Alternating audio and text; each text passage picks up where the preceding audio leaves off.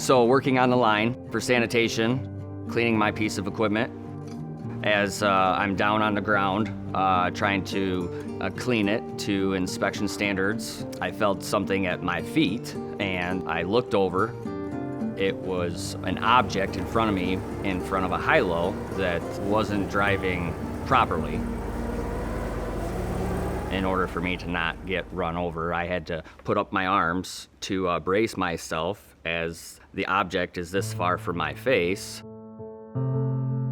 It happened so quickly, I didn't have time to really react other than to put my arms up, and at that point, I was lost at what to do.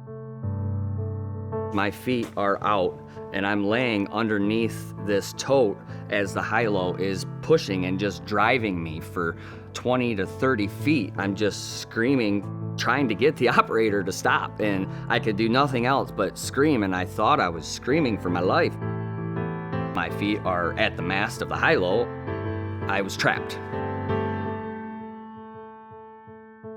From his standpoint, he had no clue what was going on. And at the moment that a different operator got him to stop, he didn't understand why he had to stop what he was doing, why he had to raise his forks, why this operator was freaking out, yelling at him like he was murdering somebody. He was, I think, in more shock than I was because he didn't know any of that was going on at all. I was bruised up quite a bit, but nothing serious. It was all minor compared to what it could have been. I could be completely disabled. I could be dead. How we were trained is if you're operating in high-low and your vision is obstructed where you can't see in front of you, how do I know where I'm going? How do I know what I'm driving at?